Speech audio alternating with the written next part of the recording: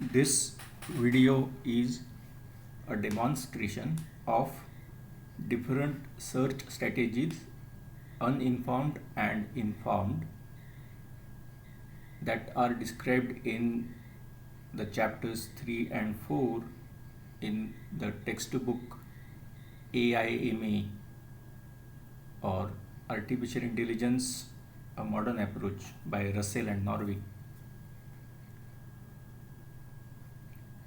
But this demonstration or the programs used, they are not taken from the textbooks material.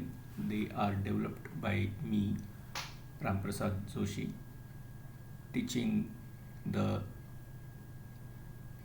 AI course for the WILP program of BITS Pilani. So here I will first show the programs themselves, the program text. The programs are written in Lisp. I will show the first program.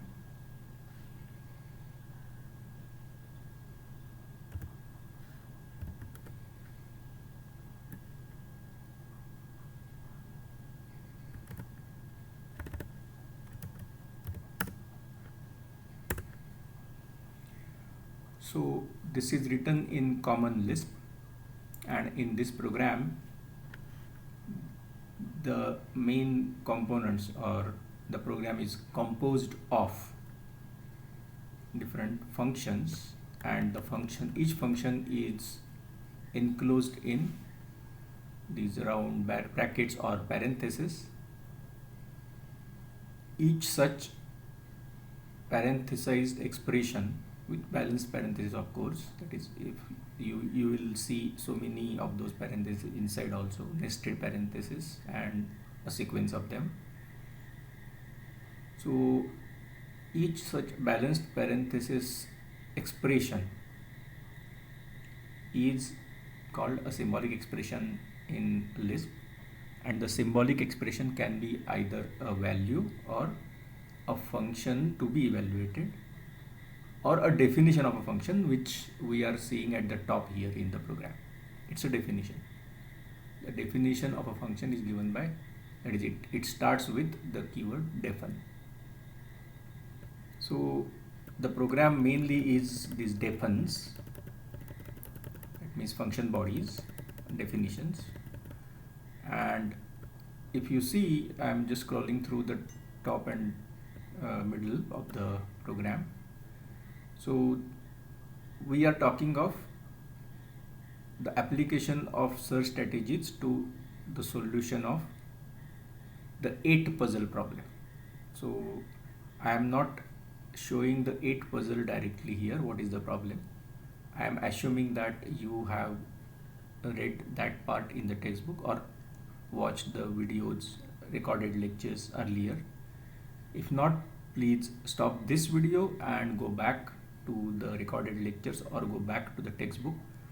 It's very easy, very simple, straightforward, the 8 puzzle, to know what the problem is.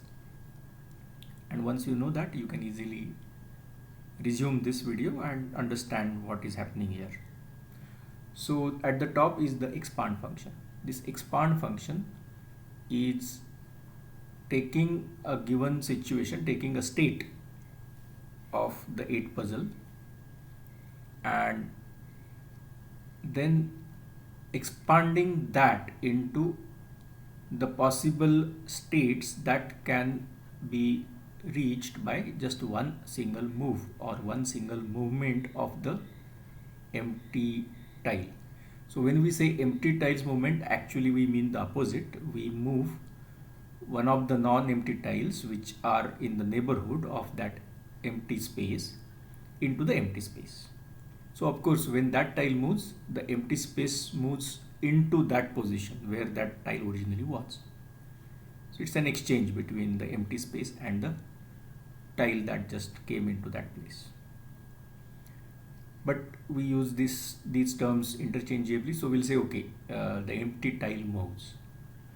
So for each given state, there may be at the most 4 possible moves, and if the empty space is in a corner, then there are two possible moves.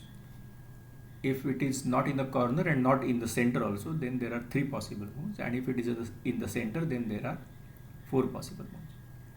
Moreover, for all the search strategies, we don't want to keep going back and forth between two states. So that means if we have just moved, say, a tile from the left into the empty space, and so that the empty space has moved to the left.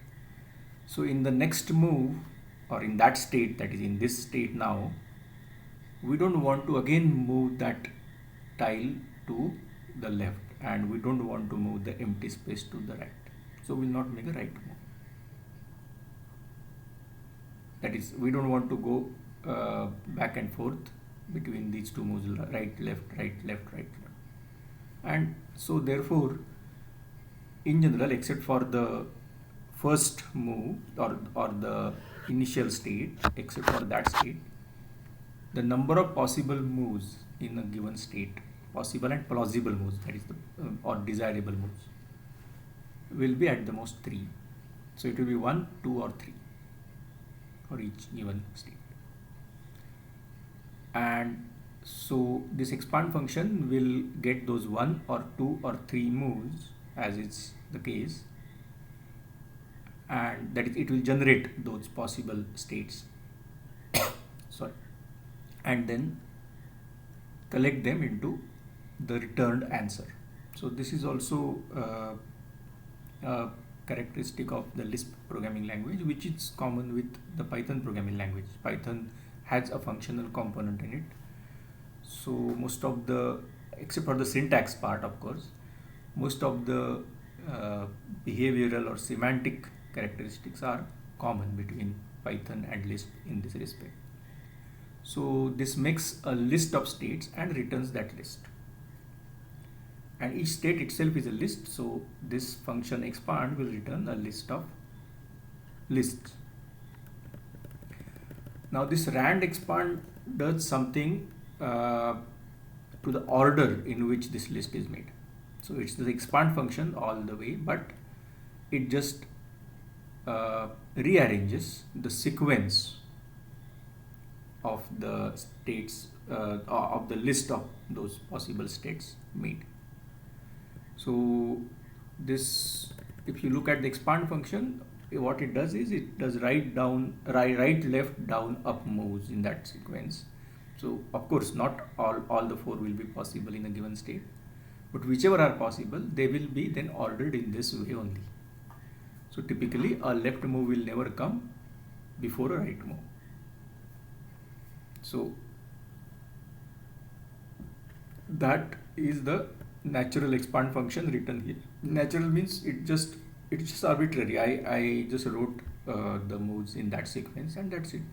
If I just change the sequence of the statements in this, so 8, 9, 10 lines, I move down below the 11, 12, 13 lines here, then of course you will not get the same sequence. But then once that change is made, then the expand function will always give one fixed order of those moves, whereas rand expand will always make a random sequence out of them. Then the particular kinds of moves, each of them is implemented in these left move, right move, up move, down move functions. Apply move will actually apply a chosen move to a given state and return the resulting state. So this will only return one single state. And print puzzle will print it, and then apply move list also is basically a display type function. It will start applying the sequence of moves to the initial state and show how the solution was achieved. So this is also a display function. Then I have just defined a macro while. This is actually a compromise with Lisp's own philosophy, functional programming philosophy, but then otherwise the demonstration of these strategies would not be that accessible to everyone. So I did this compromise. So it makes a macro, not a function. This is something unusual in this program also. And then once that while loop is made, I am showing you the main strategy. So I will show you one, I will discuss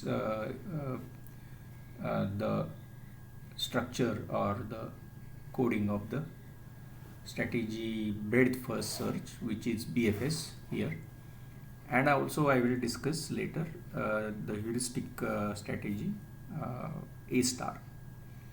Other uninformed strategies like DFS and the variations on DFS and other heuristic strategies. I am not going to discuss the structure of the functions here. But then you can use the demonstration later. This demo program can be easily made into an executable, or you can even you can have your Lisp system on your desktop or laptop, and then you can run this program. I can make the program text available. So this BFS program initially only does some initialization, nothing else. This while loop on line number 115 is the main bulk of the work is happening in this while loop, and in that the next line 116, this line just checks whether the current state is a goal state. That does it pass the goal test? If so, then all these lines 117 to 141, all these lines, if you see, the cursor is now showing matching parenthesis 118 to, sorry, not 117, 118 to 140. These lines is one single expression which does only the solution display part. So I am not going into the details of that because it is mainly for making the process visible on the screen. It doesn't have to do with the search process itself. So this is not important for understanding the search strategy. So I will move on, and then I have again the bulk of the work, which is in the while loop. That action part or progress in search is contained mainly in this line number 142. So what it does is, fringe is the term used for the current collection of states which are under consideration of search. So they have not yet been searched or visited, and but they are brought into the main memory. They are brought into the memory of the program. That means they have been the results of some expansion of some states earlier. So now what this line does is takes the current fringe and expands each state in the fringe. So the map does that. So it applies the expand function. You can see the name of the expand function with the hash and a quote, so that to distinguish it from other variable names. That is applied to fringe by the map can, and the result is, so the particular map here is map can. So what it does is collects the results into a list again. So this will again be a list of lists. The fringe is already a list of states, and the resulting fringe also will be a list of states. You can also see that this is an assignment. Set q is an assignment statement. So this is replacement. So fringe is replaced by its expansion, whereas the original states in the fringe before the map was applied, they are gone. They are gone means basically they are replaced, right? Because fringe is assigned a new value completely.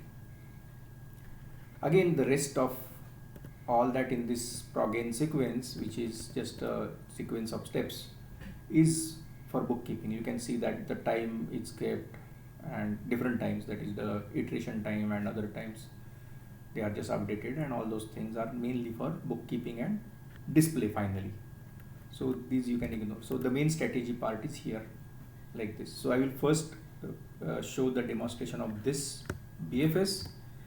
Again, in the second piece I will return to the program, explain the heuristic strategy, that is informed search strategy A star, and then demonstrate that. So here is how you run the program if you are running it under Lisp. So you first load the program.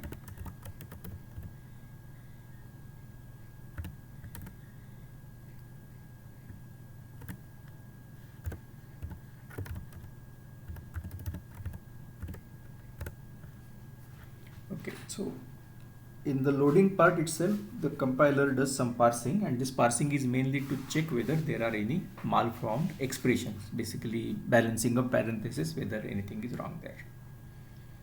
But if at the top level in the program, instead of defense, there is an expression to be evaluated directly, then that also will be checked for whether the expression itself is well formed or syntactically correct. But it doesn't check whether the semantics of it, the function that is to be called and all that, do they make sense or do they result in a valid result?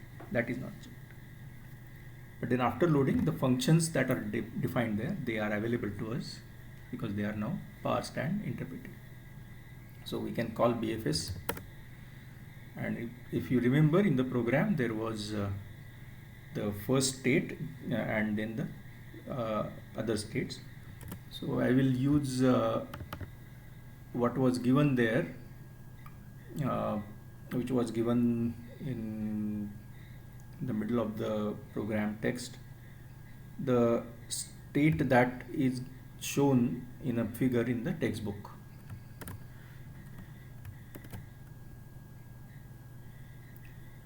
So that state I am directly using as an example. It's a textbook. I'm calling it a textbook example because that was the one.